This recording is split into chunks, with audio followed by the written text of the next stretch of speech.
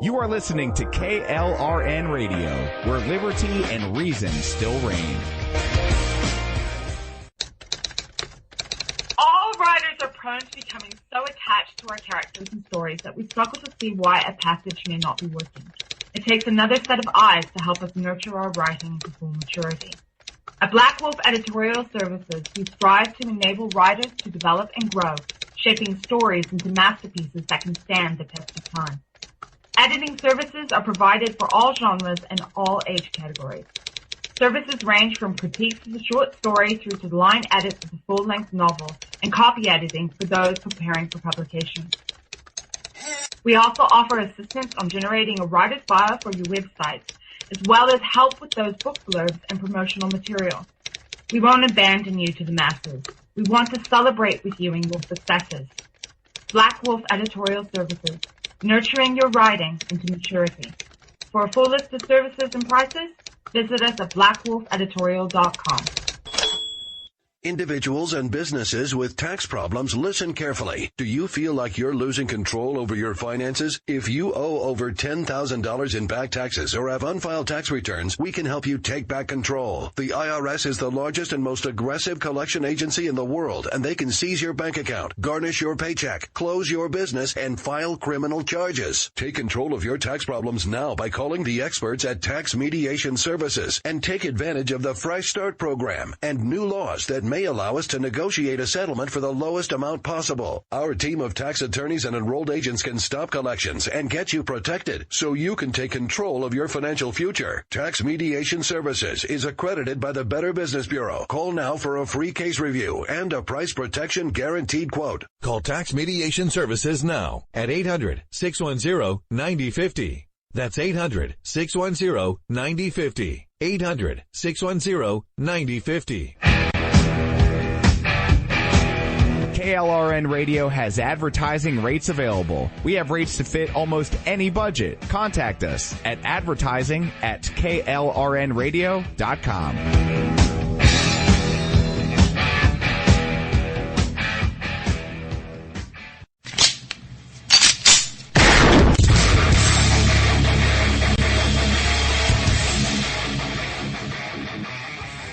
This is Slickery Trigger from Rebel Road Tactical.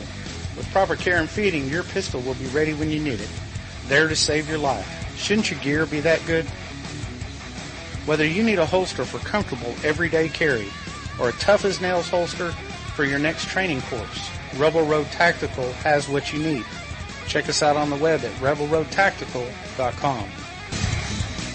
Tired of paying outrageous prices for Viagra? Well, we have great news for you. Now you can finally get Viagra at huge discounts. Healthy Man allows you to save up to $500 on Viagra. Why pay U.S. pharmacy prices of $15 per pill or more when you can get Viagra for less than $3 a pill? Call today and get 40 Viagra pills for only $99. This can cost as much as $600 at your local pharmacy. You can't afford not to call us. If you want Viagra at the lowest prices, never pay $15 a pill pharmacy prices again. Get Viagra for less than $3 a pill. Call 1-800-516-7602 today and save up to $500 and get 40 pills for just $99. Healthy Man is fast, easy, and affordable. Operators are waiting at 1-800-516-7602 to take your call right now. Call 1-800-516-7602. That's 1-800-516-7602. Again, 1-800-516-7602.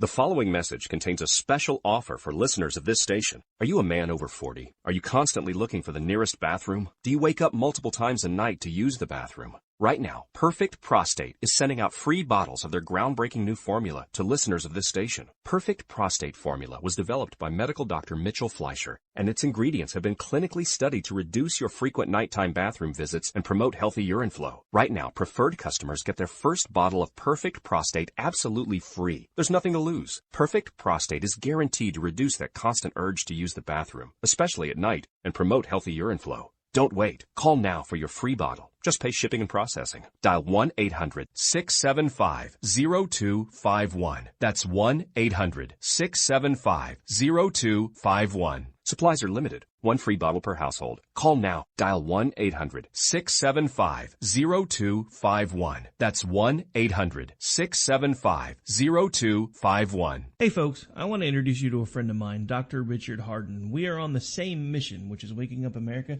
We just have different paths. So stay tuned for some information on how you can keep up with Richard and all his work. Visit Richard's website at rahardin.com.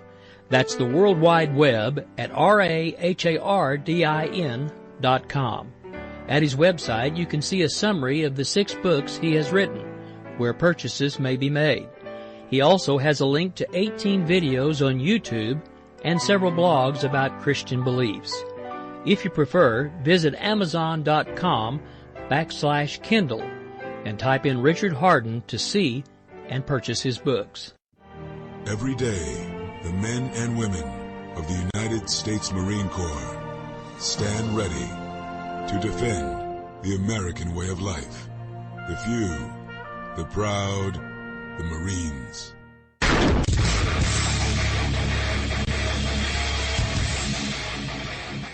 This is Slickery Trigger for Rebel Road Tactical. With proper care and feeding, your pistol will be ready when you need it, there to save your life. Shouldn't your gear be that good? Whether you need a holster for comfortable everyday carry or a tough-as-nails holster for your next training course, Rebel Road Tactical has what you need. Check us out on the web at rebelroadtactical.com.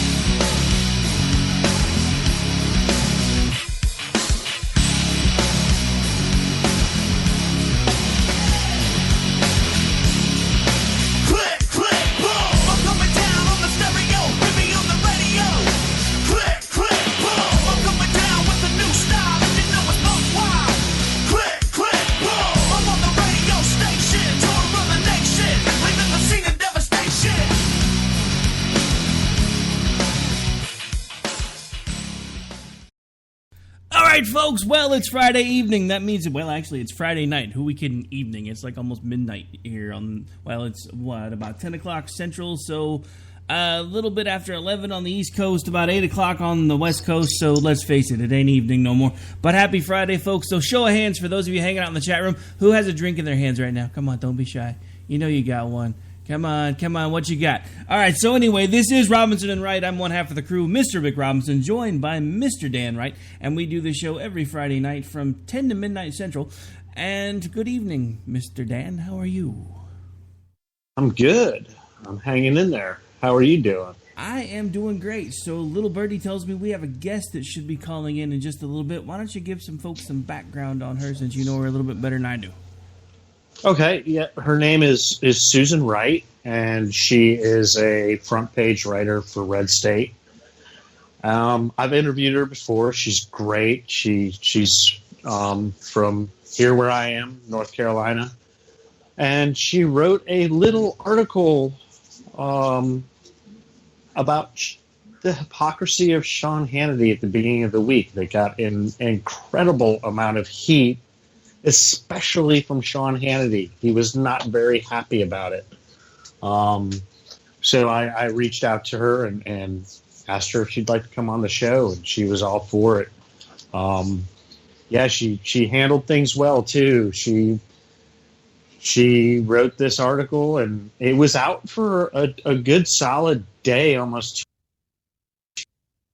before Hannity realized it, and it blew up. It blew up. It was at least in my little world on Twitter, it was pretty much a whole day of this article. Mr. Hannity threw a little hissy fit.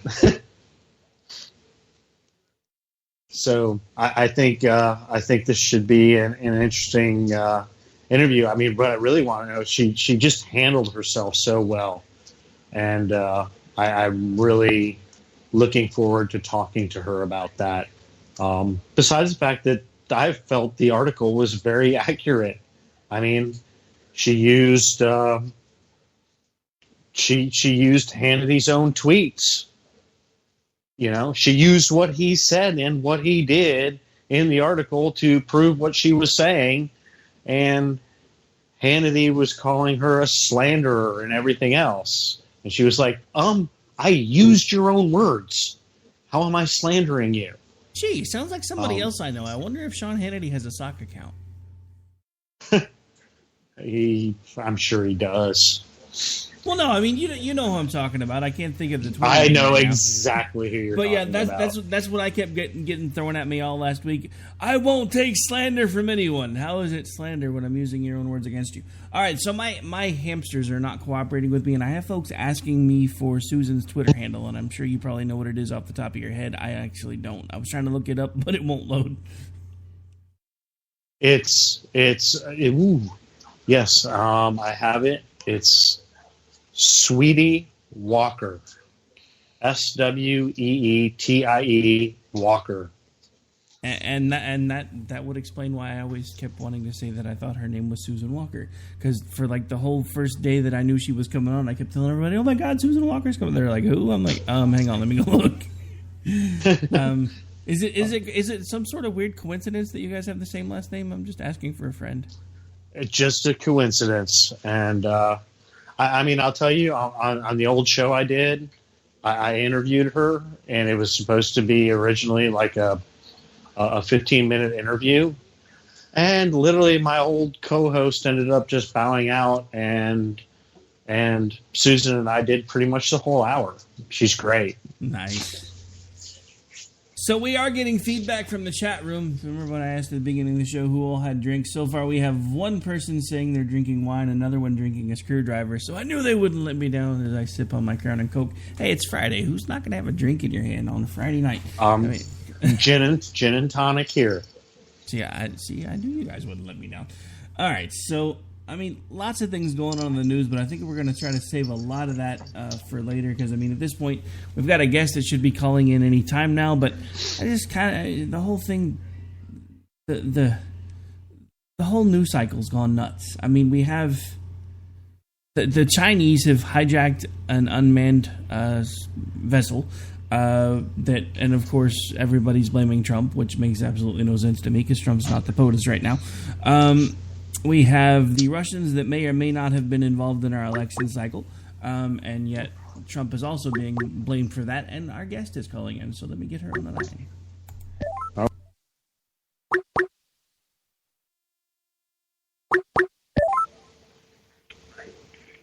Hello, Miss Susan, how are you? I'm good. How about y'all guys? We are doing all right. Dan, you still with me? Oh, I'm here. I'm with you. All right, just making sure I had both of you. Dan, as usual, when I add a call in, I get a red or yellow triangle from you. I think it may be because your Skype is less updated than mine, but as long as you're still there, I don't care. All right, so Dan, at this point, since you know her more than I do, I'm actually going to let you take point on this part of it. So why don't you go ahead and kind of. We've already kind of gone over the background, so there's not really much of a need to do that again. So, but Miss Susan, why don't we start off by you telling folks what it is that you do, and and just kind of go from there, and we'll kind of feed off of it from that point. Okay, basically, I am a front page contributor at redstate.com. I've been with Red State. Actually, today is 9 months that I have been on the front page of Red State. Leon Wolf plucked me from the diary section, offered me a job back on March 16th. Said, hey, how would you like to be a front page contributor, maybe do a little bit more than what you do in the diary section? And I said, hey, sure, I'll do it. And so that's what I do. I don't do a whole lot of anything else except make people mad. And that's a daily thing. Believe me, the nasty grams that I get are glorious. Well, Susan, I mean, I reached out to you the other day, and I've interviewed you before, Yes, sir. In fact, you and I basically ended up just doing a whole show together before.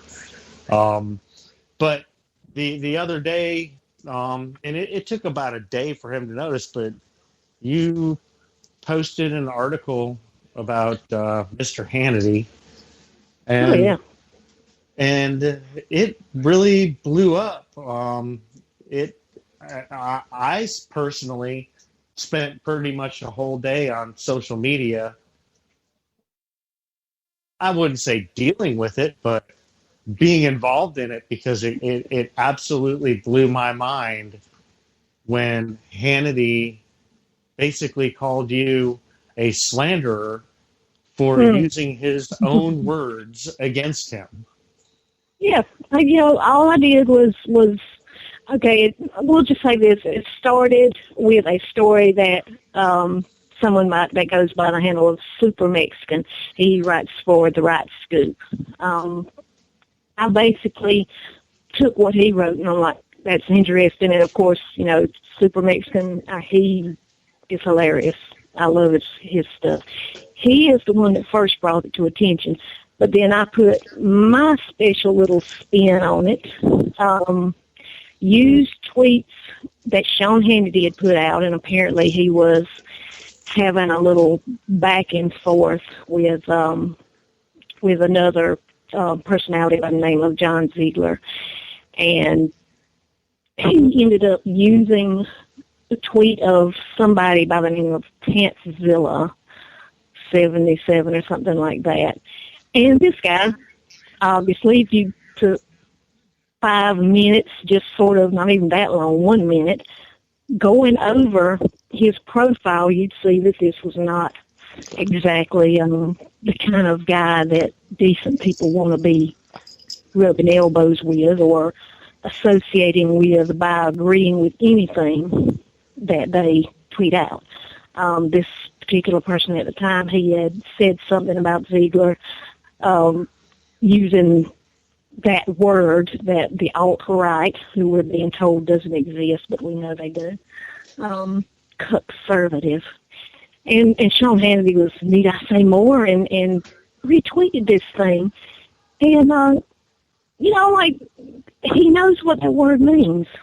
But his take is, it just means the establishment. No, it doesn't.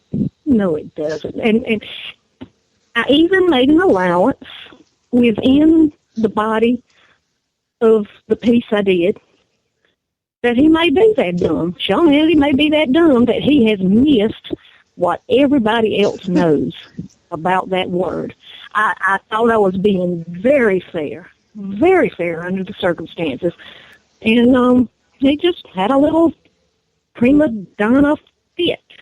And the story itself, like I said, it was a little know-nothing piece, just something to put out there.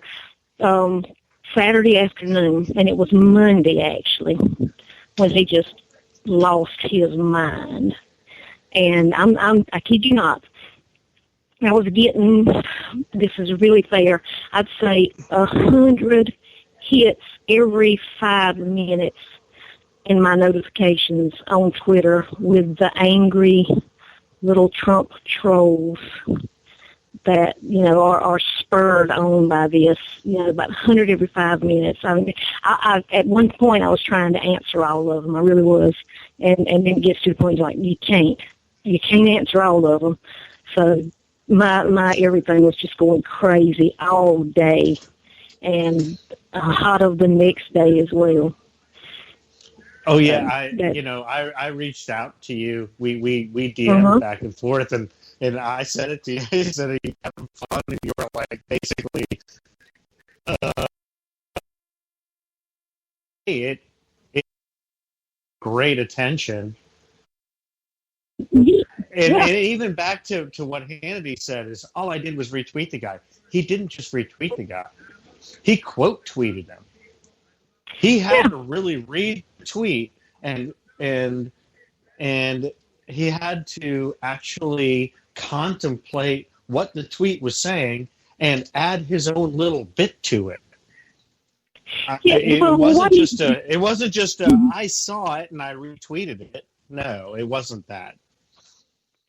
Well, it was not even that. It's just that he tried to justify it and tried to say, he took such a, the man is obviously an acrobat or the contortionist with the way he was twisting himself to try and get out of that thing. He sent it out, need I say more? And what the guy has said exactly, and I'm looking at it right now.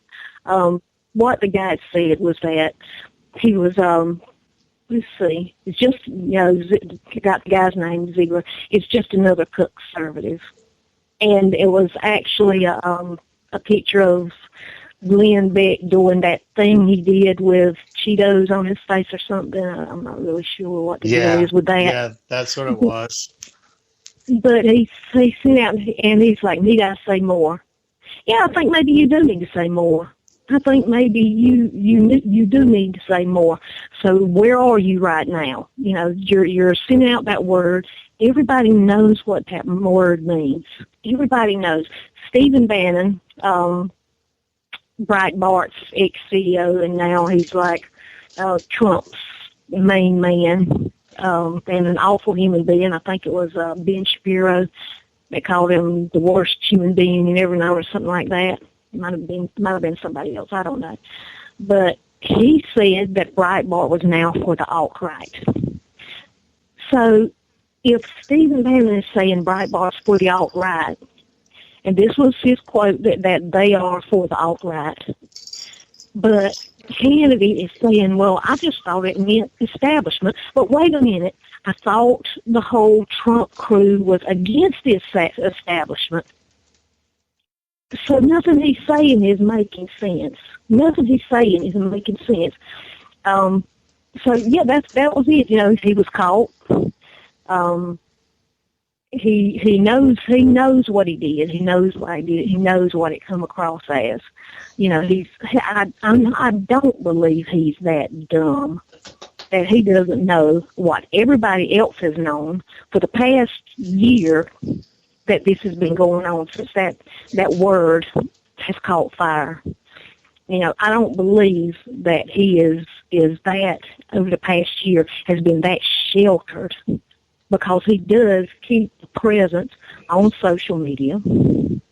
He's jammed so far up Trump and that whole crowd's rump. He's not missing a whole lot. So he knows exactly what that word means. He knows why it's wrong to associate with that word, to hang that word around the necks of anybody that differs with him about the conservative credentials of Trump. And that's basically what it boils down to. He knows. But yes, he does know. He absolutely knows, and he doesn't want what he wants is what Hannity wants is he wants to be looked at as the savior for supporting Trump, but the guy that doesn't know any of the stuff that was going on in the background. Yeah. He wants it all. You watch him now, and I do because I do 2 radio shows. I watch Hannity quite a bit. He will not apologize for anything Trump does. Everything Trump does is perfect. It's perfect. Exactly. Oh, yeah. And, I'm sorry, go ahead, sir. Well, I wanted to add something to this, too. It's something that really impressed me. And comparing it to how over the last year, like Breitbart has handled things, I was so impressed the way Ben Howe jumped in for you. That just totally impressed me. He backed you up. He was like, no, I absolutely stand behind what my people say. What these people say here at Red State, I stand behind it. And Breitbart, immediately, if it was something that, even if it was something that, if it was, as long as it was something that they didn't totally agree with, they were like, nope, you're out, you're done, we don't have your back at all. Red State stood behind you, and I was really highly impressed with that. Yeah. Oh, yeah. And I appreciate being doing that, too, just that simple tweet, at Red State, we stand behind, we stand behind our colleagues when they're being bullied, by some celebrity crybaby. I think it's something along those lines is what he said.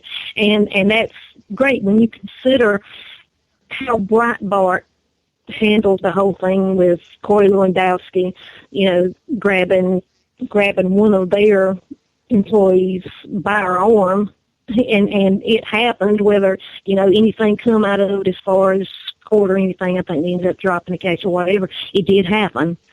And they basically turned their backs on her because it was either, stand up for her or stay behind Trump. And they basically just left her out to dry.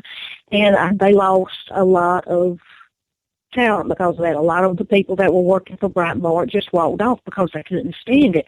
But Breitbart is basically just like Hannity's show.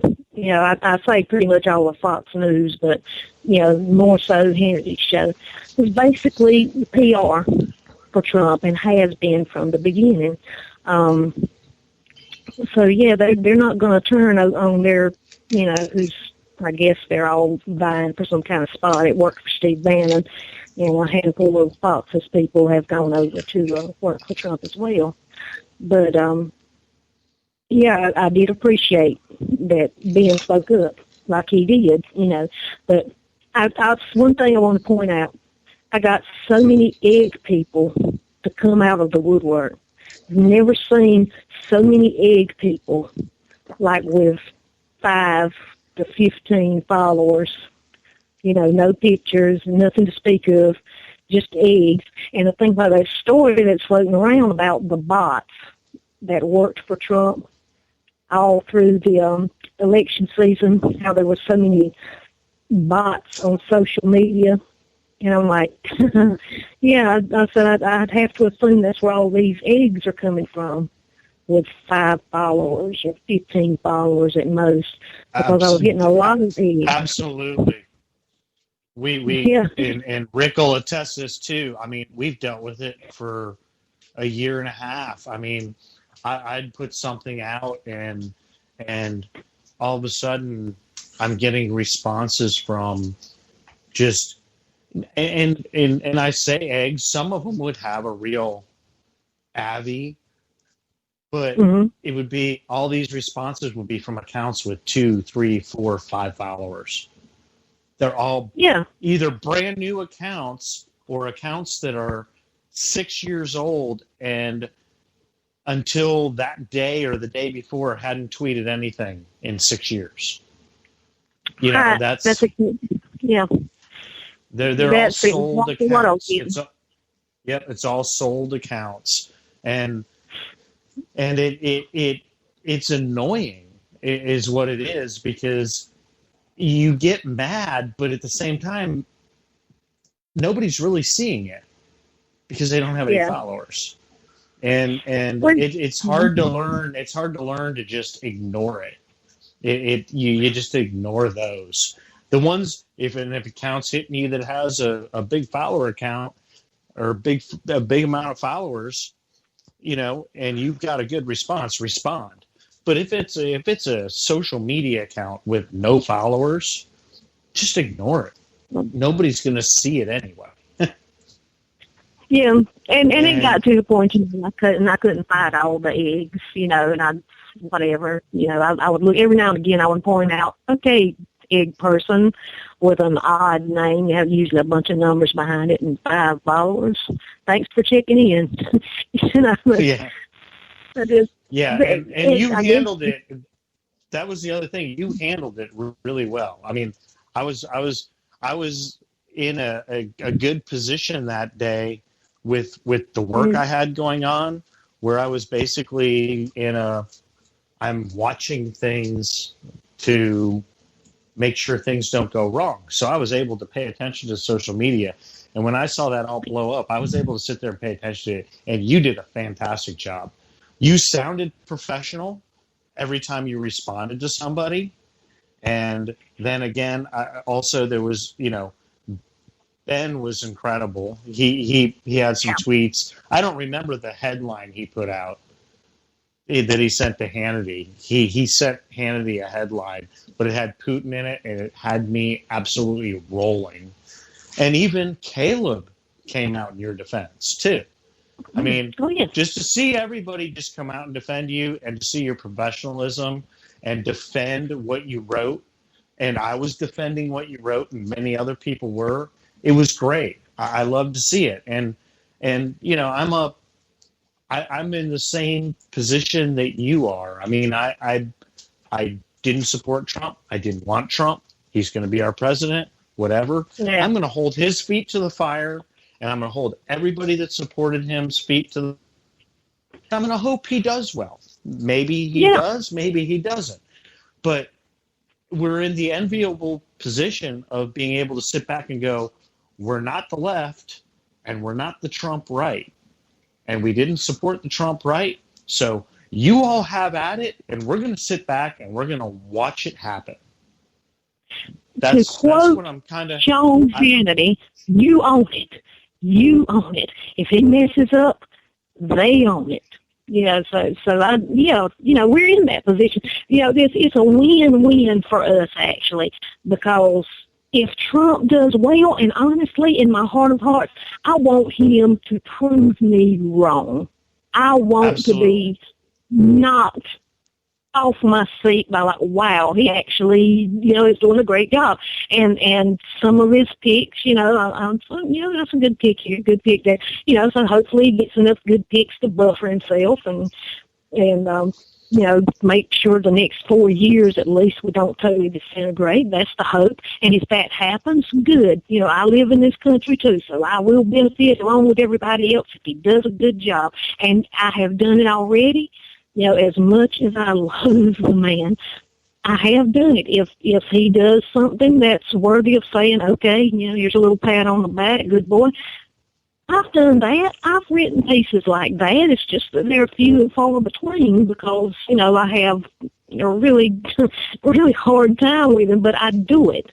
Or if somebody is being unfair towards them and it's just blatantly unfair, I will point that out too. If I see they're being unfair, I have pointed that out.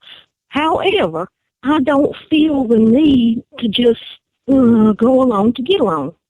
Just because, he needs to be held to account. And like I said, if he does well, I benefit. But if he does what I'm afraid of, and what a lot of people are afraid of, the never Trump people, if he does what they're afraid of, if we prove to be right, then at least we can say we don't own that, Sean Hannity. We don't own that because we didn't support that. You own that. You pushed that on us. So, that's the position we're in now. We are free. We have no strings on us at this point. So, absolutely. I even found myself on Twitter in the past couple of weeks. I've actually retweeted Donald Trump. Of course, it was his praise of John Glenn. I retweeted that. Great tweet. He did a good job of doing that. Personally, I think he needs to put the phone down. Yeah, and they need stay to take off the phone. of Twitter. He needs definitely. to stay off of Twitter. He's a 70-year-old man. He needs to be in bed at a reasonable hour. Yep. He absolutely does. But, I took up for him yesterday, I guess it was. Did you see the Slate piece comparing him to Dylan Roof, the shooter in South Carolina? Yeah. That shot?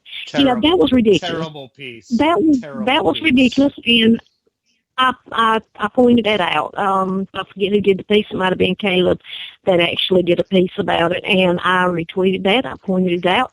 I was like, this is ridiculous. I'm not even a Trump fan. I'm not one of those red hat wearing Trumpers by any means. But even I know this is ridiculous. So I can be fair. I'm not completely. I'm not so blinded by my never Trump stance that I can't be fair. I can be fair. I can absolutely be fair. Well, that's it, and I know you see it, and I see it constantly. the way I look at it is you and I and Rick, we're the American voter. It's you've got the Obama bots from 2008 have now carbon copied into the Trump bots of 2016, and they look at it as my guy can do no wrong, and I will somehow find a way to justify everything he does. That's not how this country's supposed to work. I tell people all the time, I don't care if it's Ronald Reagan, Donald Trump, or Barack Obama. I will hold their feet to the fire. Right. Ronald Reagan, one of my absolute favorite presidents. I don't agree with everything he did, and I will tell you the stuff that I didn't agree with. But I still think he was a great president. And Absolutely. You don't have to be the perfect president to be a great president. You just have to be a great president. Right. And there's certain things that you can do and that you should do. Surround yourself with good advisors. Be willing to listen. Be willing to learn. Unfortunately, these are things that it sounds like Donald Trump is not willing to do, or he may do it for a time but gets bored with it. And that's the problem that we're going to have to deal with. But I can wait. I can wait and see, because what are we going to do? We've got no choice now. We're stuck with him until, he walks off or he bumbles into something so illegal that there's no way for him to stay. But, whatever. Let's deal with what we've got now.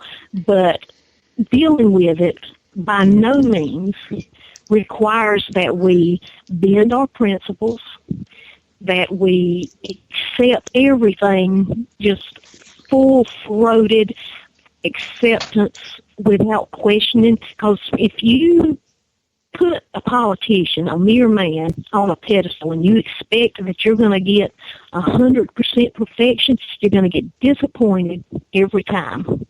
There's no such thing as a perfect man or a perfect politician. So don't get your hopes built too high.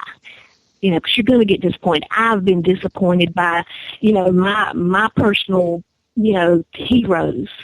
Like my personal heroes are, Governor McCrory, North Carolina, the outgoing Governor McCrory. I'm still heartbroken over that he's, he didn't stay in on. Yeah, absolutely. Cold slap out in front of him. Yeah. Governor Rick Perry, that's another one who I have just greatest esteem for. But I've been, certain things let down. There are things about Governor McCrory. That's why he's not with us. And, and a lot of it was single-issue voters who were revenge voting against him. Republicans, I blame Republicans for not having Governor McCrory now, but I'm not sad about what's going on in the General Assembly right now. But, I know that these are just men and they're going to mess up. And that's the same thing with Donald Trump. But these people, the Red Hatters, the Branch Trumpedians, that's a phrase that you've probably seen. That's mine. I coined that. And it tickled me to death to see that thing flying all over the internet. But Branch Trumpedians, in their eyes, he can do no wrong. And they're going to get shocked. They're going to be the ones that take the biggest fall. Either that or they're going to completely change any principles that they may have claimed to have. They actually think they're the conservative, and that's just not it at all. And when they get in that mindset and they're in this cult-like mindset, there's no talking to them, and there's no reasoning with them. And anybody who is not pledged 100% fealty to Trump is seen as the enemy. And you can't have a society like that. You can't run the government like that. So that's going to be our challenge for the next 4 years or however long we've got Trump. Either they're going to be completely disillusioned or we're just going to have a total rip, straight down the middle between conservatives, the never-Trumpers, the ones who held out on principle, and those who are just rabidly pro-Trump. And I think we know where Kennedy stands in that. He has been ridiculous. He has shown not the slightest bit of integrity as far as he can't be rational. He can't be rational at all, and he's not the only one over at Fox, and that's been a big disappointment as well. I've turned him off. I'll find my news elsewhere rather than. Well, yeah, and you touched on something there, and it's kind of funny that I'm finding now. Now I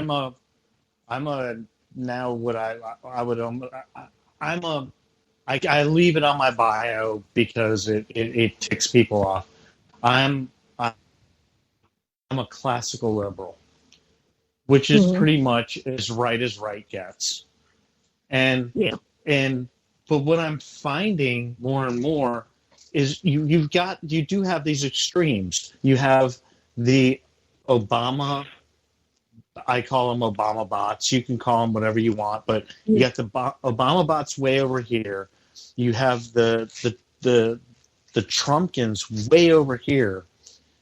And what I'm finding more and more is I'm getting followers that are progressives, but they're not real like Obama progressives. They're kind of centrist progressives. And we agree, we don't necessarily agree on each other's stances, but we agree on where the country to be as far as we need to stop the extreme this or extreme that. That's not what it's supposed to be. I have a guy that follows me on Twitter, and I follow him, and he's a liberal Democrat, but we find ourselves maybe not agreeing so much on policy, but agreeing on where the country needs to be. And we're constantly talking and going back and forth. And it's great. I love that. It's kind of creating a little bit more of that. But then you've got this, there's just an outskirts. It's like the outskirts own things right now. And we don't need it. We need people to come back together and realize, like this friend of mine, he believes in the Constitution. He maybe interprets a couple things differently than I do, but he agrees with the Constitution. He agrees with the Electoral College. He thinks it needs to be there. It's not, people think that everything's flying off the handle and everything's out of control. It really isn't. It really isn't. There's really a melding in the middle. It just, the outskirts are what gets the attention right now, and the outskirts need to go. I've been fighting for 2 days with an anarchist on Twitter, and he basically telling me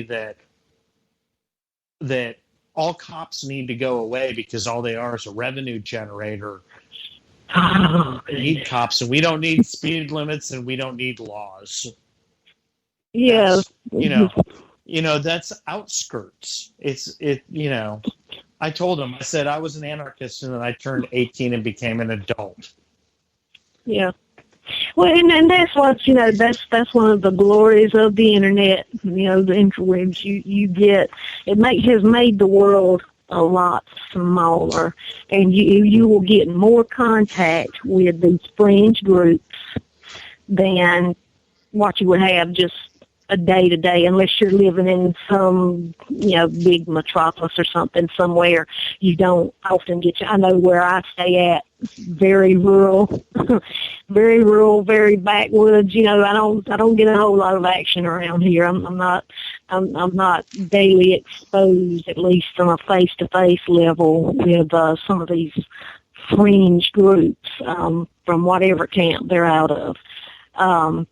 But, you know, like I said, with the work that I'm doing, the interactions that I have online, I've been hit with some of the oddest, I'll say oddest, I'm going to use that word, mix of people's and their ideas and their ideologies, and some of the things are just, frankly, they're mind-blowing, especially, you know, somebody that grew up so rural and backwoods as me.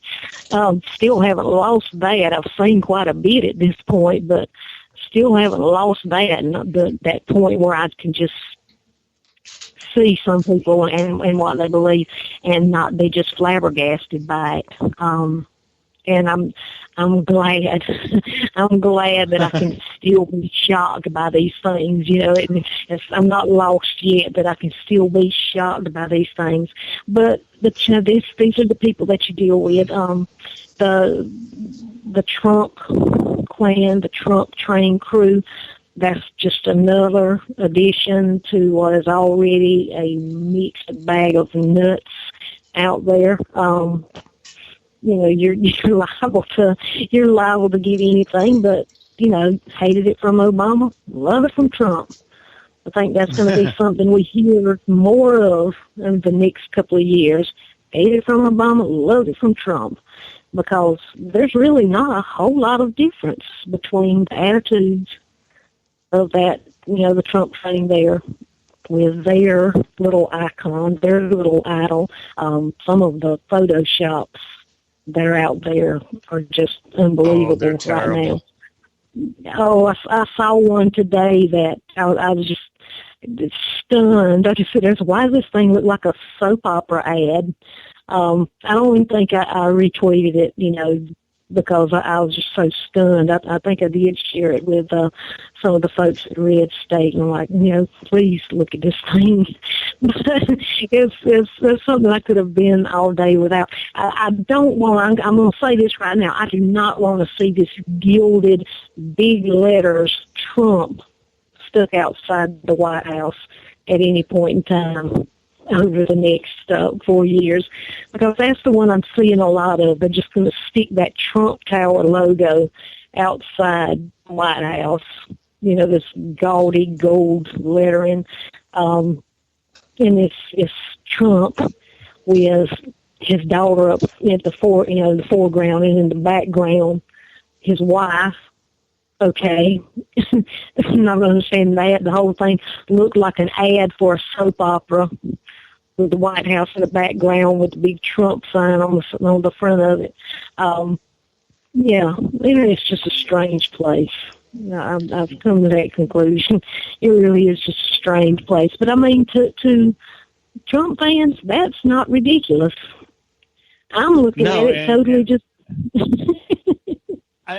I get it. I mean, you know, there's some passion there, which I can kind of like the passion, but you know, if people like Bill Mitchell, who puts together these huge memes, you know, with Trump with the hammer in his hand, with Melania there on his hip with her sword, and I'm like, really? And he's going to conquer the West. I'm like, okay, you know, Bill Mitchell is proof that the mental health system in this country needs serious overhaul. Bill Mitchell is a laugh right. I am not convinced that is not a parody account. You cannot convince me that is not a parody account. He blocked me, and I was upset because I didn't get to see his tweets anymore. I mean, I really was. I was like, oh man, I went too far. Well, you know what? I don't interact with him a whole lot, so he hasn't blocked me yet. No, at least he hasn't. The last time I checked in on him, poor guy. But yeah, he is an extreme case. Well, I can't even say he's an extreme case. He's about average. And that's frightening. It really is, because this is not a well man. But I do see his tweets, and I'm like, that's what they think. He's basically, leading the charge. I don't know if this man has been called up by Trump yet. I'm waiting on him to get some kind of cabinet position with Trump, to tell the truth. And he may have already been in touch with him. Who knows? But he's definitely a cheerleader. He's definitely a cheerleader, and he's definitely got some kind of massive man crush going, because some of the things that he says, like, you can just, I get this image of him on the cover of one of those Harlequin romance books, just ripping the shirt and there's a Trump in the background. It's like, it really is that. I mean, it's really kind of a questionable thing going on there with his state of mind, and some of the things he puts out there. It's like, this is just a man. This is just a man I think what got me, if I remember, what got me blocked was I think I asked him what color his inaugural ball dress was going to be. And I think that's what got me blocked. Well, no wonder he blocked. No wonder he blocked you. It's an inaugural ball gown. I mean, come on, you've got to use the right lingo. Ball gown. See, you're just unwashed peon. Doesn't use the proper language. You're going into some royal event. With Trump. I mean, and I can only imagine what that's going to be like. But so far he has not blocked me, but a lot of others have. I've been preemptively blocked by some folks, and I don't know why. I don't know if it's because of the red state thing or what. It's but I've found that I've been preemptively blocked by some folks out there. Well, most of the Trump supporters that have blocked me were big accounts were accounts that followed me and then blocked me. I've been through the preemptive block thing though with Black Lives Matter, so that's a story for another day. But D-Ray had me preemptively blocked, and Janetta Elzie had me preemptively blocked. So I know how that feels, and it kind of, on social media, when you write like you do, it kind of sucks because it social media is a good way to start a story. And I know I have friends that work for your sister publication Twitchy that they on Twitter. And it becomes hard when they get blocked, and then they got to find other ways to look at tweets and pull tweets and stuff like that, because they have to use tweets for their stories. The preemptive block is silly, and the block to me in general is silly. But I don't block unless you're threatening me with death. That's about where I draw the line. Yeah, and I'll block. The main reason I block is because I get busy, and if it's somebody that's just steady coming at me, just being aggressive and coming at me, and I'm not afraid of anybody. Good grief, it's the internet. What they gonna do? Reach through the thing and slap me? I don't think so. So I'm not worried about that.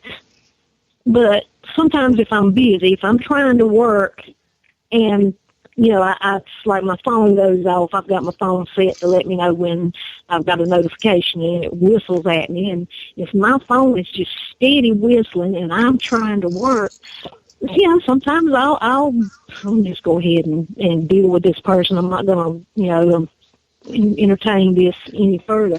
And I'll block some folks, or if somebody just says something or sends me something that's just so atrocious that it offends me, and I'm not easily offended. You attack my face. That's an automatic. You gone. We don't talk about it. You're just gone. That's the only thing that really will get you automatically. No discussion. Gone. So I'll do it in those instances, because some things I'm not going to argue with you about, or if you're just not letting it go, and I don't have time to play with you, then I'll block then. But really, that's just, to buy myself some time so I can do what I have to do. But even then, it's not often, so I don't really block, because I like to keep those lines open just for the reason you said. This is what I do. I look over the internet, I look over social media, I see what people are talking about. I grab news stories and I talk about them. And so I need that. I need to have things open there. But sometimes real trolls. I just mute them, and sometimes I like to go back and look at it and see how long they talked to me, not knowing I wasn't hearing a thing. I get a chuckle out of that. Actually, I do it the reverse. I like to tell people they're muted and then sit there and watch them scream and yell, because they're stupid enough even after you tell them they're muted that they still keep trying to go and go and go and go. And it's just fun because, Yeah, something else. Now, if I've got that kind of time, sometimes I do like to poke them with a stick, just to laugh at them, but just because I know, look, it's the internet, what are you going to do? I disagree, you disagree. You're obviously not going to listen to my side, so why should I listen to your side? And just, because, just like, for example, the thing that's going on in Raleigh right now, with the special sessions and the big so-called power grab by Republicans in the legislature, which is not a power grab at all. Please, people, come on, get them not out your panties. It's not that bad. I've had somebody going back and forth with me today. Well, maybe Obama needs to do that to Trump. I don't care. Why do you talking like I care what he does to Trump? He's not offending me, but and it just kept on, and I tried several times to explain to this person that everything that's going on in Raleigh with the special sessions is in our state constitution. It's not outside of the bounds of anything. It is within their legal rights to do everything they're doing. And somebody didn't want to listen to that, and I went on for a certain amount of time, and then I finally I've played with this, because, it got to a point when you weren't listening, that I was like, ha, ha, ha, ha, guess what? The Republicans got the majority. Ha, ha, ha, ha, ha. I just sort of jerked around with them a little bit like that, and then finally just closed them down because I was done. It wasn't fun anymore, and I had things to do. One of the things I had to do was call you lovely gentlemen, because that was a big part of it, because it was just going like all through the evening, and it's just finally time to just say goodnight to that fella, because they won't listen. By the way, I hope you don't mind, but I've been borrowing your phrase "Branch Trumpidians." I hope you don't mind. That's a lot of us have. It's a fantastic term. A lot of us have been borrowing that. The Branch Trumpidian? Yeah. Yes. Yeah, like I said, now that was crazy. That was something, that was like months ago. That was sometime last year, actually. Then I just popped up with that term, because I was thinking it was like David Koresh and, the Branch Davidians, and, burn everything down. And, it's a cult. And I just come up with that off the top of my head and just randomly put it out there. And the next thing I know, it's everywhere. So I'm like, wait a minute, did somebody just say Branch Trumpidians? And I think Eric Erickson got hold of it, and he started using it over at the Resurgent, his new outfit. And I saw that he had tweeted at one point, thank God for the friend who come up with the term Branch Trumpidian. And I had to laugh, and I'm like, yeah, that was me. But, yeah, please use it how you want to, because I think it kind of fits. I've used a few other terms too, and I've seen some others have come up that have struck me as hilarious. And I guess, I don't know, I guess I need to kind of calm down a little bit and see what's going to happen. But, as long as they're acting like this. My go-to over the whole thing has been Trumpanzee. So that's been my go-to. And I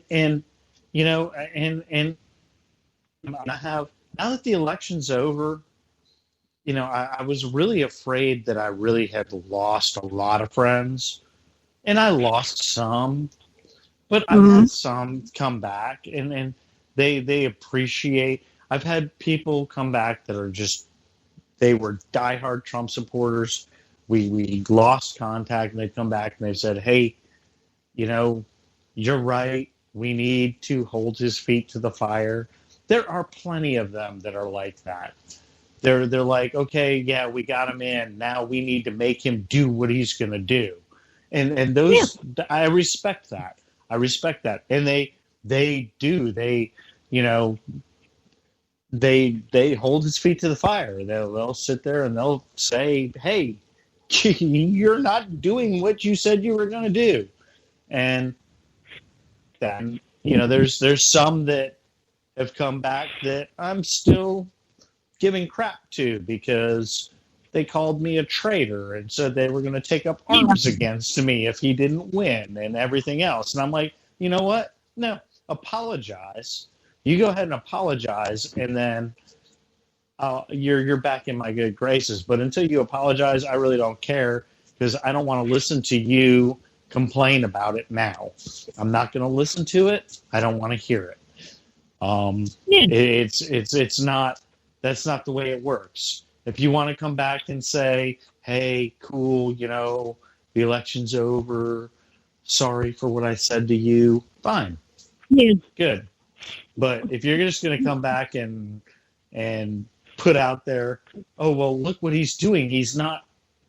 I'm really to no end. I'm sorry. Well, there are some that are going to act like, they're the conquering heroes. And those are kind of the ones that I can't deal with. But, like, I've got family members that have, cut me off because I would not back off of the charge that I was taking against Trump. Family members, friends, a lot of people from my church have kind of dropped me. But, my principles and every reason, what reason could I have? They've made it like it's a personal thing. You hate him. No, I don't like him as a politician. I cannot stand him as a politician. Don't hang it on me that I hate this person. I don't hate this person. It would take a lot for me to hate anybody. I'm certainly not going to hate somebody over politics. But as far as his politics and what I think he did to this election cycle, I can't stand that. I can't stand him in that light. But I've had so many people turn against me, drop me, just basically kick me to the curb over my never Trump status. And I haven't had any come back. I've had none come back so far. Now, I've reached out to a couple just to put out there, hey, how you doing? But no, I haven't had any come back. So I know what you're talking about. If you've had some come back, okay. you apparently didn't offend them quite that much, either that or they're just very generous, because I haven't had any that are willing to come back and especially since I haven't changed my stance at all. His winning has not made me think he's any better than he is. He's still Trump. He's not less Trump because he won. Oh, absolutely. And that's, I mean, to be honest with you, I thought I was going to have a real rough Christmas, because my own mother and I basically stopped talking over this. And after my brother, who is a liberal, texted me and said, "Hey, Mom did not vote for Trump." And my mom and I we're good. She couldn't do it.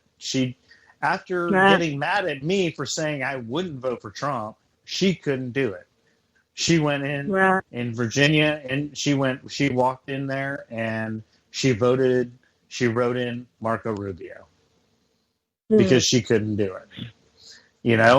And stuff like that. I think a lot of people just they realize, even if they voted for Trump, they realize that it is what it is, and some people may have been right, and the primaries were a disaster. And I think a lot of people realize that. Yeah. But they were, and Trump did not get the majority. That's what people need. He did not get the majority, but the vote was so split up between actually qualified, competent candidates. The other 16, they held the majority of votes, but they split the votes. Some got a couple percent here, 10% there, whatever. They split. It was split between so many good candidates, or at least qualified candidates. And he just got the runoff. The ones that weren't going to vote for any of the, and that's how he won. That's how he got as far as he did. And, and then here we are. Like I said, who knew we were going to have such a packed field? It was the deepest bench of talent we have had in years. And, I mean, good grief. I would have taken Jim Gilmore over Trump, to be quite honest. I've said that too. And I mean, I've said that, and I've said Lindsey Graham. I would have had to swallow hard on that one. Yeah, but I mean, we are where we are, and like you said and I've said, he's going to be our president. We can only hope. Prove us wrong. Prove us wrong. That's what I say to people. I say, I just want him to prove me wrong. That's all I want. And then I get, you're just a cock. Okay, I'm just a cock. That's fine. Hillary supporter. Yeah, you're a Hillary supporter. Why don't you want America to be great again? And that's the stupidest argument in the world right there. If you can't support Trump, then obviously you supported him. No, I didn't support either one of them. I didn't vote for either one of them. I walked in and I did a write-in, and I know in North Carolina it meant nothing, and I was fine with that because I voted principal. I voted principal. I actually wrote in Evan McMullen. I ain't ashamed of it one bit. No, you wasted your vote. No, I didn't. I voted my conscience. I voted what I felt was the best. I'm not going to go along to get along. I'm not going to vote for somebody who violates, my ideology, violates my faith. I can't do it. And I'm not going to do it. And I didn't. I voted for Marco Rubio, actually, in the primary. I supported Marco Rubio when the North Carolina primaries rolled around. I supported Rubio. I went up to Raleigh and went to his rally here. I loved him. To be honest with you, I voted for Cruz because I thought Cruz had a better chance of winning North Carolina. And I didn't like voting for Cruz. But you voted for Rubio, and that's great. I voted for Cruz, and that's great. And whatever anybody does and however anybody votes, I think that's great. If you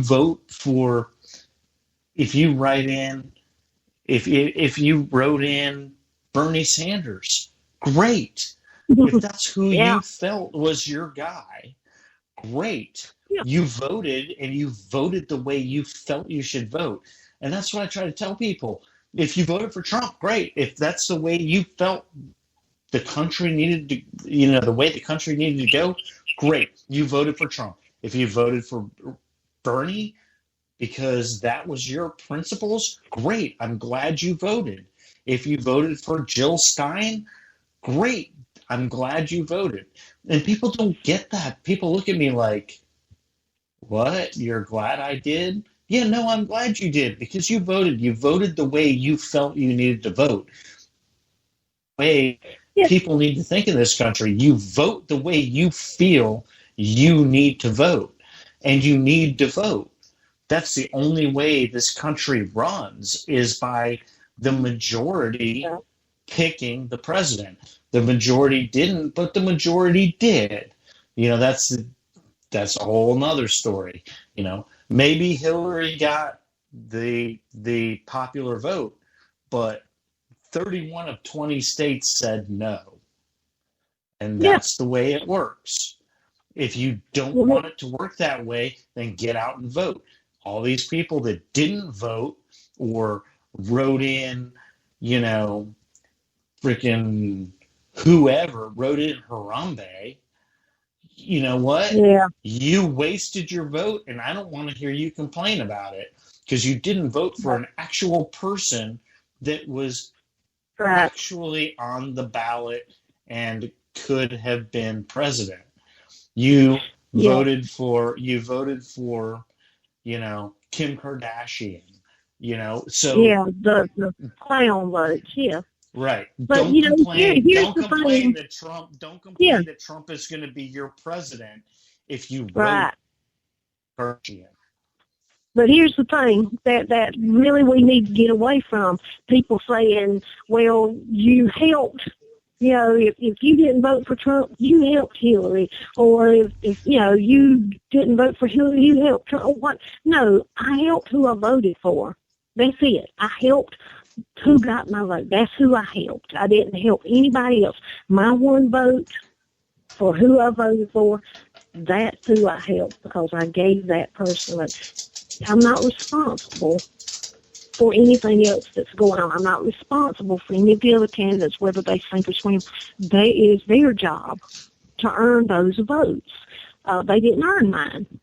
And that's what people need to get to do is they didn't earn mine. So when I say that neither Trump nor Hillary represents me, represents my values, represents my particular ideology, I cannot vote for these people.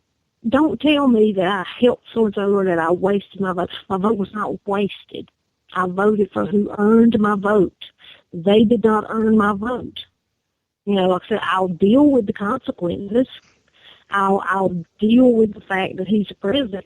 I don't have a problem with that. I'm fine. When November 9th rolled around, I was fine, and I had said that months ago.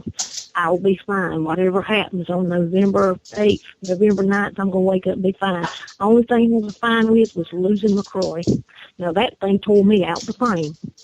So that's my only regret. But you voted for him. So I you can't be upset did. with your vote. And I did too. Yeah, that's one thing I'm not. I'm not upset with my vote. I'm upset with my state right now. I'm upset with some Republicans in North Carolina right now. I'm absolutely disgusted with some of these Republicans in Mecklenburg County and New Hanover County. But I'm fine with my party in it. It's just I'm just heartbroken that these one-issue voters, turned the tide against this man who has been amazing for this state. That is my one and only, problem with this as far as the results of the election. That was another problem with me and Trump Trump came out against McCrory on HB2. He really did. And that's, that was another thing to me that I do believe that a major reason, maybe not major, a part of the reason McCrory lost was Trump won the state, yet McCrory lost, yet Trump didn't have his back at all. No, he did not have to say. Let's see what he did. Now, you hit on something that has just stuck up my rump this whole time, okay? He come to North Carolina, I don't know how many times in those last few months, because we're all a battleground state. You know, it was really hot in North Carolina. They were really fighting. He come to the state every time, and what did he talk about every time when he come to this state? He come here and he basically talked about this state and the economy of North Carolina like we were the poor, pitiful, broken butthole of the nation, and that only he could fix us. Meanwhile, McCrory is going out there, and he's talking about the Carolina comeback, over 300,000 new jobs brought to the state. Yeah.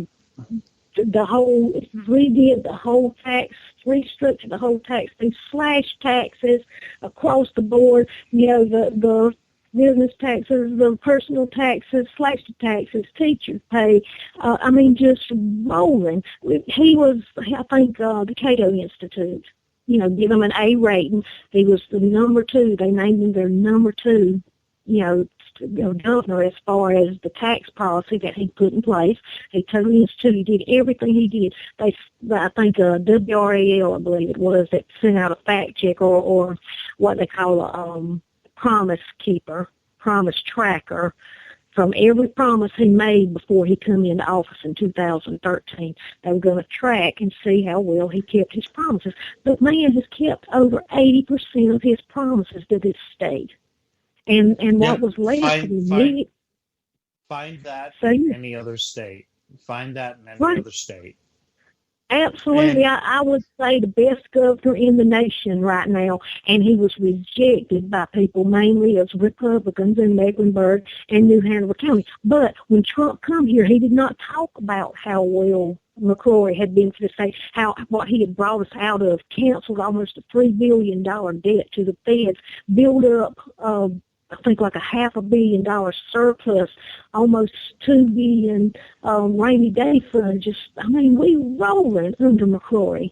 And Trump would come here every time, over and over and over again, and tell these people how pitiful and how poor North Carolina was, but he was going to fix it once he got in. Now, how does that message mesh with what McCrory's trying to get out there? He's already fighting up here. Yeah. How many times was he here in North Carolina, and how many times was McCrory there on the stage with him? You know what? The Republican governor of the state, not once. It really annoyed me. I mean, I live in Charlotte. How many rallies in Charlotte? I'm sitting there dealing with the traffic and having to deal with work because of his rallies. And not once did he support my governor. Not once. Right. He would come to this state, and he would not, because it's all about him. It's all about him. And he was not going to be gracious enough to say, you got your fine governor, support this governor, he has done this for this state. Honestly, I don't believe he knows what McCrory did for this state, because he's somebody that he doesn't try to learn things. He knew McCrory's name, I'm sure, but that was about where it began and ended. But he would come to this state and he would speak the exact opposite of what our reality is, the exact opposite of what McCrory has been trying to put out to the people as far as, how well the state is now doing, and did it in a short amount of time, canceled all that debt in less than 3 years, canceled all that debt, built up a surplus. So, he did an amazing job. He's the best governor in the nation, and we couldn't hang on to him. And Trump may have had a bit. Like I said, I know it was Mecklenburg County. They had a problem with I-77, those toll roads. That was probably, he shouldn't have done that. But again, you're not going to find a perfect politician. Over in Wilmington, New Hanover County, they all thought they were going to be movie stars by getting extra spots on Dawson's Creek or something. So when he cut those incentives for the movie industry, in New Hanover County. Well, they freaked out over that, and they're going to make him pay. And so basically they cut off the nose of North Carolina to spite their face. But I believe Trump could have done a little better job if he had an ounce of graciousness in him. You know, could have talked up his host a little bit when he was in his state, and he didn't. He talked against him, basically. He spoke against this man. And, you know, a combination of things. It hurt McCoy. So yeah, that's definitely something that I hold against Trump right there. You know, his lack of, you know, he's so tone deaf when it comes to the people he's dealing with. So yeah, I think he probably did more harm for McCrory than actual good. Of course, he's called McCrory in and spoke to him. You know, I don't know what they spoke about, and hopefully give this man a job. You know, in his administration. Like I said, I don't know. He's called him and spoke with him, and we don't know what he spoke about. I think that was last Wednesday. But, you know, it'll be interesting to see if anything comes out of that. I heard they were talking about the Department of Transportation. Wouldn't that be a kick in the head to all those folks in Mecklenburg County that wanted to punish them? I-77 toll roads. Boy, that would be a true kick in the head right there. But, anyway. Well, hey, Susan, I'm so glad you came on with us tonight. We've actually rolled through 2 breaks.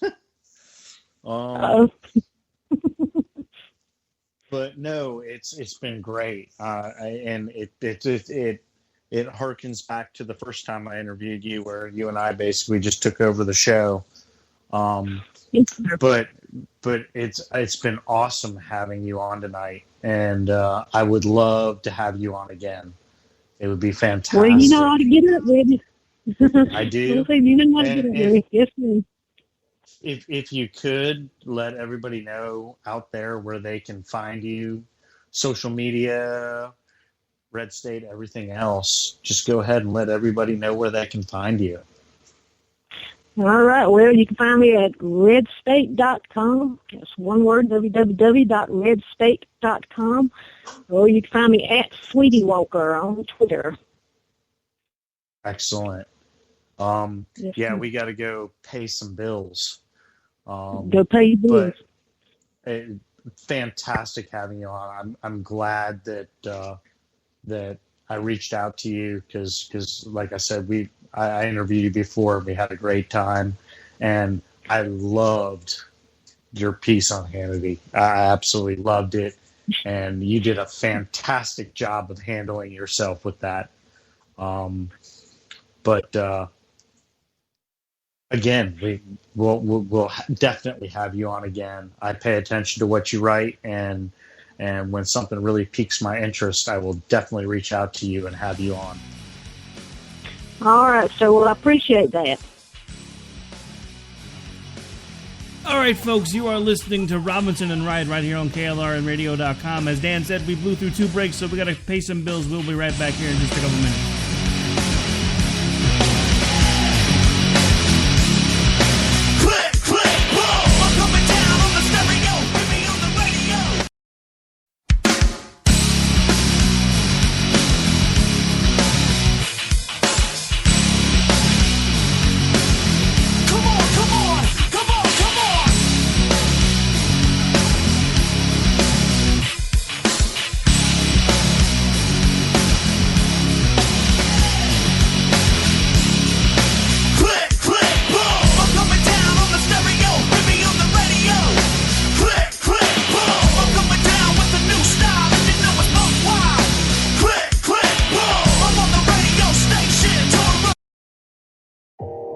You are listening to KLRN Radio, where liberty and reason still reign. All writers are prone to becoming so attached to our characters and stories that we struggle to see why a passage may not be working. It takes another set of eyes to help us nurture our writing to full maturity. At Black Wolf Editorial Services, we strive to enable writers to develop and grow, shaping stories into masterpieces that can stand the test of time. Editing services are provided for all genres and all age categories. Services range from critiques of a short story through to line edits of a full-length novel and copy editing for those preparing for publication. We also offer assistance on generating a writer's bio for your websites, as well as help with those book blurbs and promotional material. We won't abandon you to the masses. We want to celebrate with you in your successes. Black Wolf Editorial Services, nurturing your writing into maturity. For a full list of services and prices, visit us at blackwolfeditorial.com. Individuals and businesses with tax problems, listen carefully. Do you feel like you're losing control over your finances? If you owe over $10,000 in back taxes or have unfiled tax returns, we can help you take back control. The IRS is the largest and most aggressive collection agency in the world, and they can seize your bank account, garnish your paycheck, close your business, and file criminal charges. Take control of your tax problems now by calling the experts at Tax Mediation Services and take advantage of the Fresh Start program and new laws that may allow us to negotiate a settlement for the lowest amount possible. Our team of tax attorneys and enrolled agents can stop collections and get you protected so you can take control of your financial future. Tax Mediation Services is accredited by the Better Business Bureau. Call now for a free case review and a price protection guaranteed quote. Call Tax Mediation Services now at 800-610-9050. That's 800-610-9050. 800-610-9050.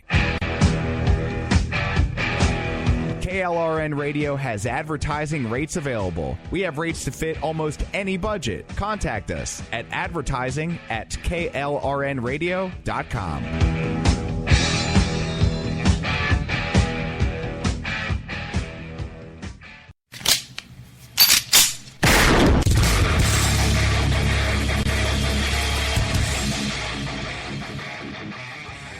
This is Slickery Trigger for Rebel Road Tactical.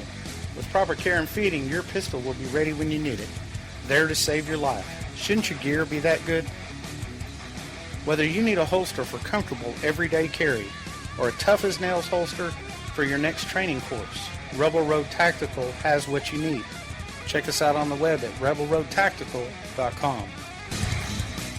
Tired of paying outrageous prices for Viagra? Well, we have great news for you. Now you can finally get Viagra at huge discounts. Healthy Man allows you to save up to $500 on Viagra. Why pay U.S. pharmacy prices of $15 per pill or more when you can get Viagra for less than $3 a pill? Call today and get 40 Viagra pills for only $99. This can cost as much as $600 at your local pharmacy. You can't afford not to call us. If you want Viagra at the lowest prices, never pay $15 a pill pharmacy prices again. Get Viagra for less than $3 a pill. Call 1-800-516-7602 today and save up to $500 and get 40 pills for just $99. Healthy Man is fast, easy, and affordable. Operators are waiting at 1-800-516-7602 to take your call right now. Call 1-800-516-7602. That's 1-800-516-7602. Again, 1-800-516-7602.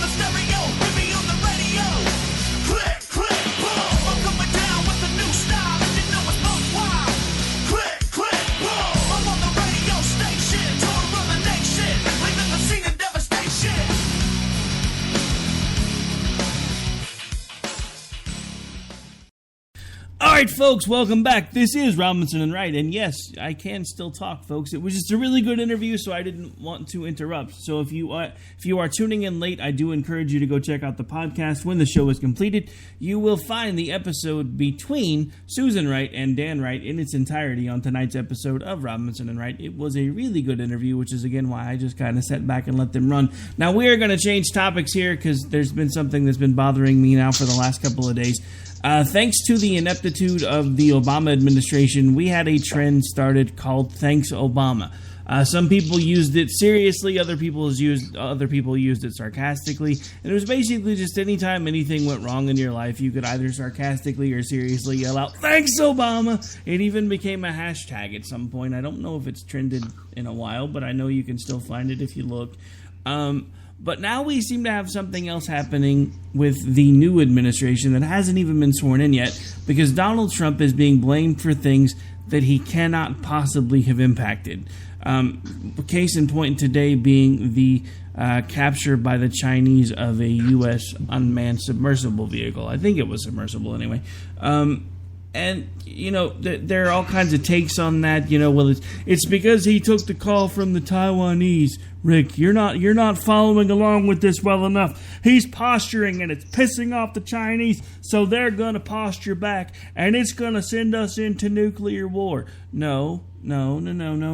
That really probably doesn't have too much to do with this. It has to do, this happens a lot. And China has been ramping up hostilities, especially in the South China Sea, because they seem to think that's their own personal playground. For God's sake, they're building islands in the South China Sea. They're actually building them. They're not going to find them. They're making them. Let that part sink in for a second, because I don't think people realize the magnitude of what we're actually talking about there.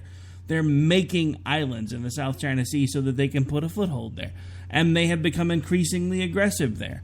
Now, I had somebody point out to me earlier today that during the waning years of the Bush presidency, the Chinese did much the same thing, and they captured another piece of our military hardware, and Bush did nothing.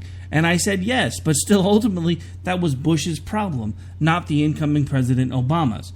Just like today, with the capture of the U.S. military hardware again, this is an issue that squarely lies at the feet of our current POTUS, not our POTUS-elect, because as of now, he cannot directly affect policy. He has been indirectly affecting policy since he's been elected, but he cannot directly affect policy.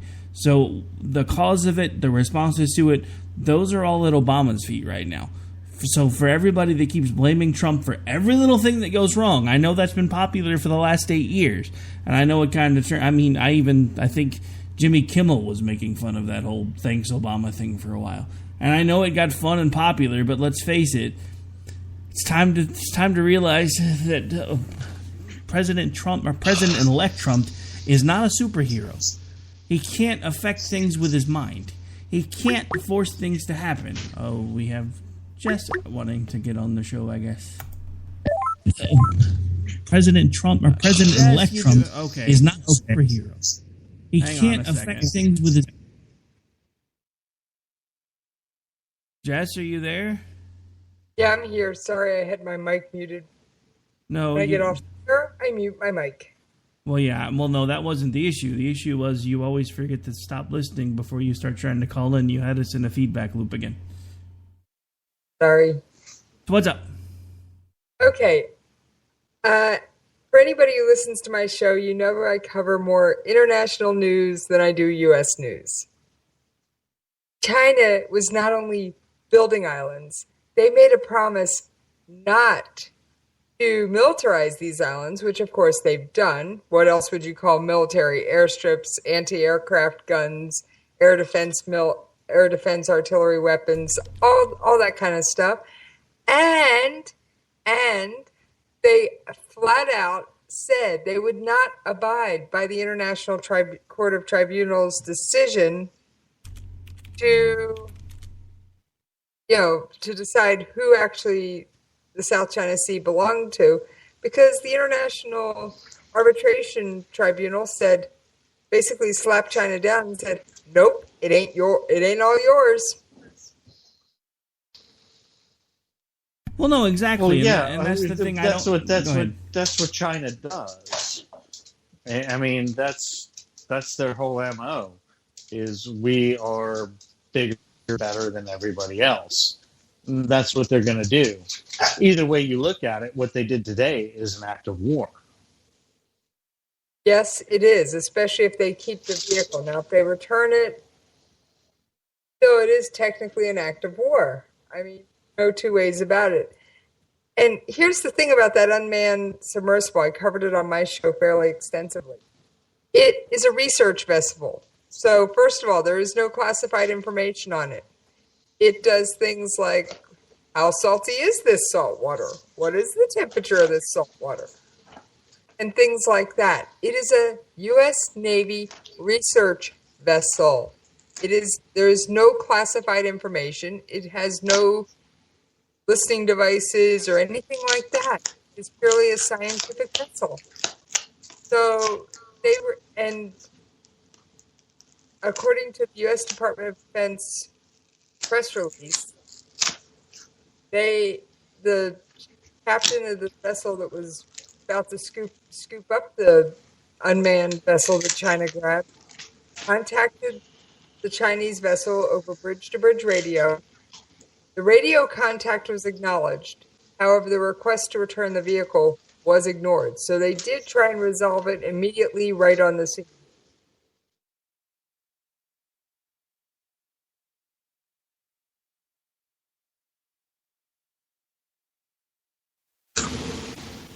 Have I lost everybody, or are we still here? I think everybody was just quiet. I'm here. Like I said, I just heard you talking about it, and I've covered the South China Sea topic extensively. In fact, for a while, Singapore was one of the top 3 cities listening to my show. Wow. Nice. Yeah, it was an interesting twist on things. What can I say? But I've covered this to such a degree that it's like I can spout it. I mean, okay, all these different things have different exclusive economic zones, but they have to be natural. You can't just create them out of whole cloth. You can't take a sandbar that is not visible at high tide, throw some dirt on it and claim it's an island and say, that gives us a 200-mile exclusive economic zone. That, according to international law, that dog won't hunt.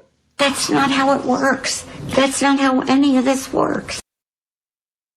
Let her out of the basement again, huh? Well, it seemed fitting. Very. But the thing is we can say that it doesn't work that way, but how does the rest of the world say that? International law and international maritime law actually it's already settled international law. It's China that isn't abiding by the rules of international law and maritime norms and all that. China's the one being the curmudgeon here. Hey, we have a curmudgeon of our own here, and he may not like you using that word to talk about China. Okay, China's being the snarky pain in the 6 o'clock. That works better. I was staring at a curmudgeon of my own who happens to be a cat. For a second, I thought you were talking about the hubby. I was like, I don't know if he should, but yeah, whatever. Nobody's sitting here listening, grinning, because I didn't even tell him I was going to call in. I just suddenly grabbed my headphones and threw them on and watched me, and he's like, okay, here we go again. She's at it again, folks. All right, so Miss Jess, anything else you want to add in? No, I just didn't know how much you knew about the South China Sea conflict, and I knew I'd covered it so well I could give you a little bit more info on it. Well, yeah, but I listen to every show you do, so thanks to you, I know just about as much about it as you do. So there's that. Not everything I read makes the air, though, Rick. I know. That's why I said almost. I understand that not everything you covered actually goes into the show by the time you're done. All right, so since we cut a couple of breaks, we're going to have to take another really quick one real quick. Miss Jess, are you hanging out for after the break, or are you going to jump off? I'll tell you what. Go to break, and we'll figure it out. All right, we'll be right back, folks. Don't go away.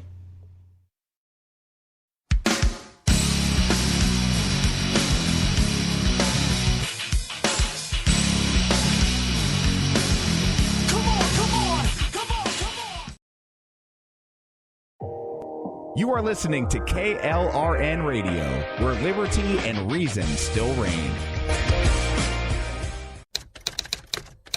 All writers are prone to becoming so attached attached to our characters and stories that we struggle to see why a passage may not be working. It takes another set of eyes to help us nurture our writing to full maturity. At Black Wolf Editorial Services, we strive to enable writers to develop and grow, shaping stories into masterpieces that can stand the test of time. Editing services are provided for all genres and all age categories. Services range from critiques of the short story through to the line edits of the full-length novel and copy editing for those preparing for publication. We also offer assistance on generating a writer's bio for your websites, as well as help with those book blurbs and promotional material. We won't abandon you to the masses. We want to celebrate with you in your successes. Black Wolf Editorial Services, nurturing your writing into maturity. For a full list of services and prices, visit us at blackwolfeditorial.com. Individuals and businesses with tax problems, listen carefully. Do you feel like you're losing control over your finances? If you owe over $10,000 in back taxes or have unfiled tax returns, we can help you take back control. The IRS is the largest and most aggressive collection agency in the world, and they can seize your bank account, garnish your paycheck, close your business, and file criminal charges. Take control of your tax problems now by calling the experts at Tax Mediation Services and take advantage of the Fresh Start program and new laws that may allow us to negotiate a settlement for the lowest amount possible. Our team of tax attorneys and enrolled agents can stop collections and get you protected so you can take control of your financial future. Tax Mediation Services is accredited by the Better Business Bureau. Call now for a free case review and a price protection guaranteed quote. Call Tax Mediation Services now at 800-610-9050. That's 800-610-9050. 800-610-9050. KLRN Radio has advertising rates available. We have rates to fit almost any budget. Contact us at advertising@klrnradio.com.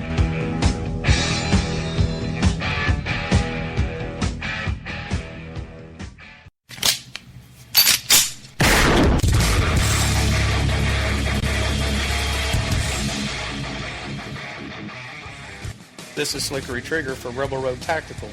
With proper care and feeding, your pistol will be ready when you need it, there to save your life. Shouldn't your gear be that good? Whether you need a holster for comfortable everyday carry or a tough-as-nails holster for your next training course, Rebel Road Tactical has what you need. Check us out on the web at rebelroadtactical.com.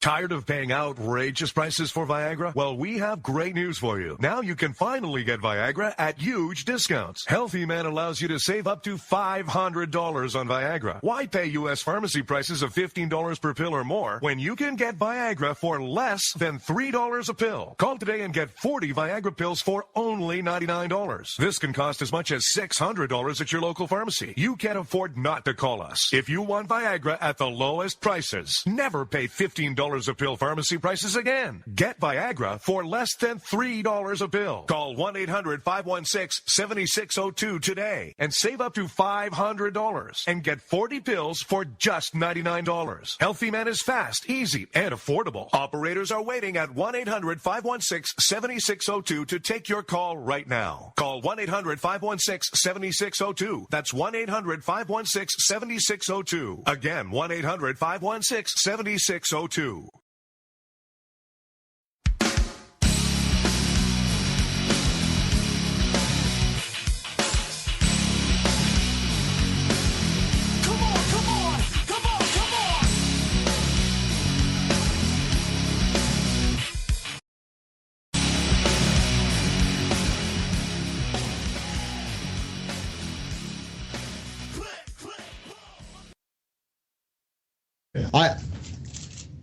I can assure the public that there was not the kind of tampering with the voting process that was of concern and will continue to be of concern going forward, that the votes that were cast were counted. They were counted appropriately. We have not seen evidence of machines being tampered with. So that assurance I can provide. So there you have it, straight from POTUS's mouth, that there wasn't any hacking by the Russians. Now, I want to put something to bed once and for all because this has been annoying me now for weeks. As somebody with IT and technical background, the way that we throw around the word hacking annoys the crap out of me. So the actual definition of a hack, for those of you who don't understand what a hack actually is, a hack is changing either the software or hardware of a particular system to cause it to do something different than the designer or creator's original intent. That is a hack. What we've been talking about for the last several weeks is not a hack. It's a leak of information. Now, they may have had to have done something creative to get to the information, but this in and of itself is not, as the definition states, actually a hack, because to hack something, you actually have to go into a system and change either a component or the software to make it do something different than what the designer or creator of that system intended it to do. That is a hack. So, as an example, for all these sci-fi movies where they're, that like the one with Will Smith with the AIs, and all of a sudden their core programming gets overridden and it's okay for them to kill people. That is a hack, because you are going in and modifying the program to the point where it can do something different than the original creator's intent. That is a hack. That's what Obama was talking about here. There is no evidence that our voting machines were hacked. Now, I'm going to go a step further and call BS on one thing that he said, because he said there's been no evidence of vote tampering. Jill Stein's recount has actually found vote tampering, but on the other side. That's why all of that stuff is not being talked about anymore, because they found in certain areas where Hillary Clinton won by some larger margins that they'd found proof that people were scanning ballots multiple times and throwing off the counts.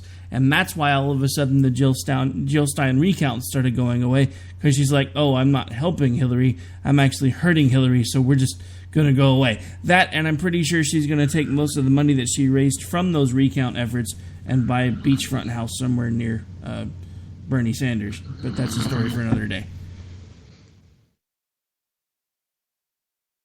I think you're right, Rick. And I think I've got another good audio clip here pulled up. See what I think I got the right time spot. Yeah, when the report comes out. Oh, this is about the report that he's asked for.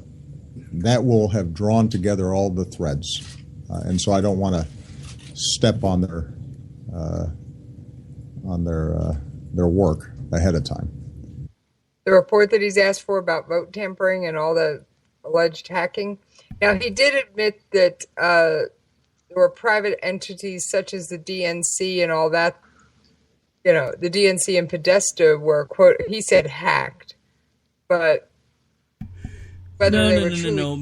Being phished is not a hack. Podesta was stupid enough to respond to an email that was questionable and give it his password. That's not hacking. That just means you're an idiot. Just saying. That's true. We already know that can't fix stupid, Rick. You can't fix stupid, but duct tape makes it be really, really quiet. Oh, sorry. Was that out loud? Yes, Rick, that was out loud, and you knew it. Man, one of these days I have to get one of those filters. Those things that are supposed to be between your brain and your mouth that keeps everything that's inside from coming out. Someday I have to find one of those. I don't seem to have one. Well, I mean, where are we now? We have 35 days until the inauguration? Well, 35 more days of 35 days until you hear this for Donald Trump.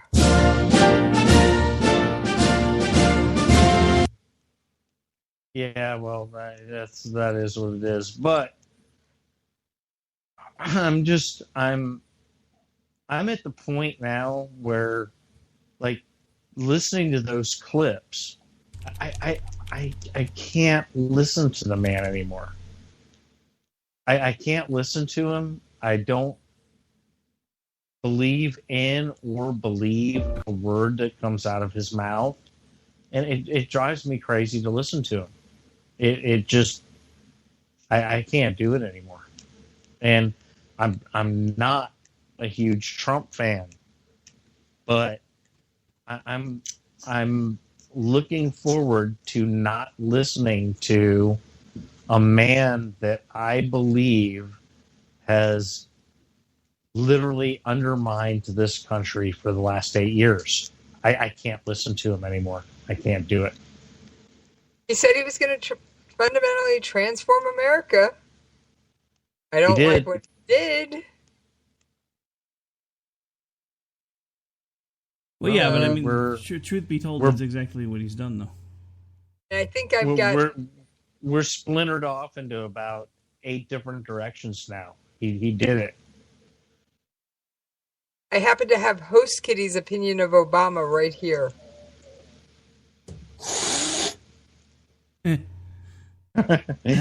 That's about everybody's opinion of Obama, I think. Well, for the most part. There are a few that still seem to like him. I'm not sure why. Yeah, I don't get it at all. Can't say I do either, man. How exactly anybody can still, at this point, defend what has happened in this country over the last 8 years boggles my mind. I mean, they literally tell me I'm a liar. That's what kills me. Hey, Jesse. And I said literally. I'm really about done with that word too. So, a minute ago, Jess played a song that Obama hasn't played during his entire tenure, which is Hail to the Chief. I've heard a rumor that Donald Trump plans on changing the song. Completely in jest, but it's still funny.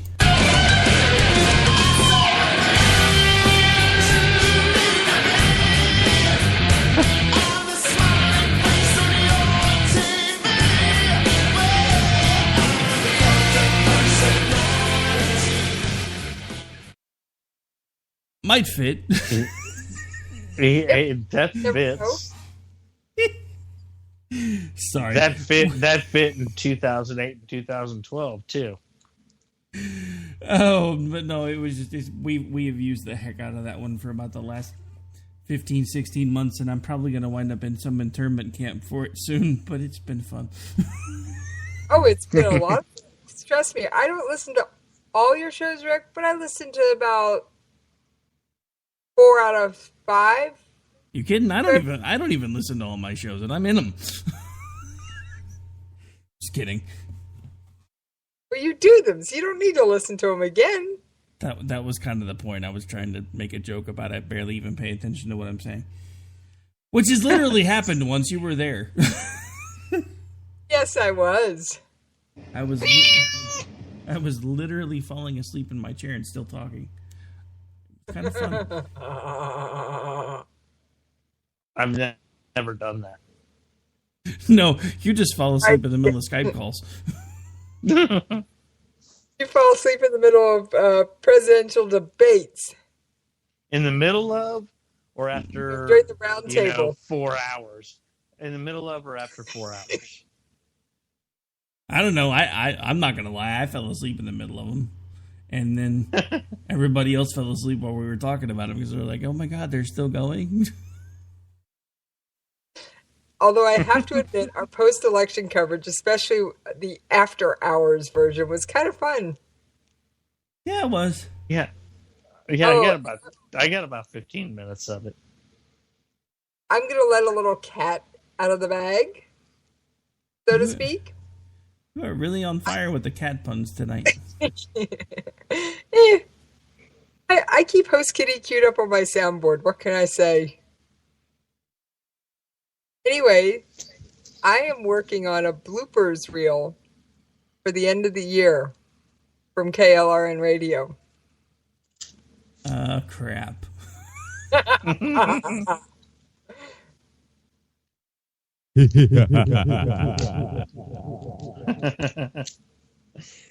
I'm in trouble. Oh, I'm going to include some of mine too. I think we're all in trouble. Yeah, I thought you'd find that rather amusing. I'm not sure if I'm amused or terrified, but it's okay. I don't know that I find it amusing.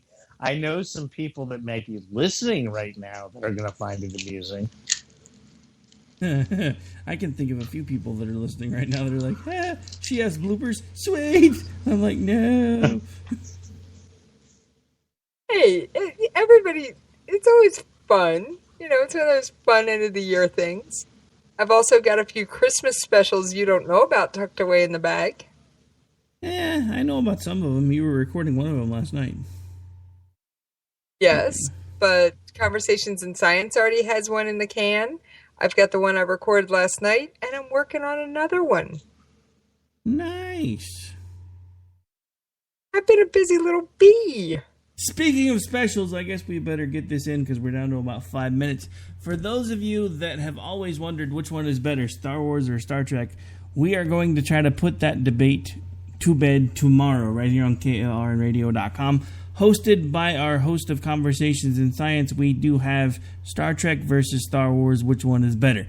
I happen to love both of them, so I'm not deciding. You can't make me, but I'm still going to participate anyway. And we'll be taking callers. Yes, we will. Details are on the website under upcoming special events. And because of the fair use policy in the Copyright Act, during that show and that show only, I've got a few special sound effects that I'm not going to even start one tonight that I will use because you can use blurbs and clips and things when you're doing debates or critiques. I checked the copyright law. Yeah, well, somebody needs to make sure iHeartRadio is aware of that copyright law. They keep yelling at me about some of the shows I'm trying to submit. And I'm like, that is not an unlicensed sounder. We're talking about it. Go read the copyright law. Fun times. Last I checked, Conversations in Science isn't on iHeart, so we're good there. Well, no, I'm saying to even get to the point where we're approved. I just tried to put both Jen and Rick and this show on there, and I got rejected for both. And I went back and looked, and it's like, you're using unlicensed pieces to for political discussion. And I'm like, that's allowed. Go read the copyright law. But whatever. For some reason, they've gotten super, super picky, so it's probably going to be a pain. But I'm going to keep trying till they give up and put us on there. Well, I do have something else to mention. A follow-up from last week. Remember Scott Harvath, the NYPD police sergeant who's retired fighting stage 4 esophageal cancer? Mm-hmm. He is still in the fight and just started a whole new round of chemo. So he's strong enough to start chemo. And he may be coming on with us. Awesome. States, yeah. Dan, was that you starting to snore back there, brother? Nope. He did that once. It sounded like somebody was starting to snore, I'm not going to lie. Good news is we're about out of time, so why don't you guys remind folks where they can hang out with you when you are not on the radio hanging out with me. Jess, go ahead and start since you are officially a guest. All right. You guys can find me on Twitter at Jesse's POV. You can find me on Facebook, Jesse's POV. Got a website, jessespov.com. And if you're a writer or interested in books, you can check out jessescoffeeshop.com. There's even a chat room there for writers to interact from around the world. Look at her getting all fancy. All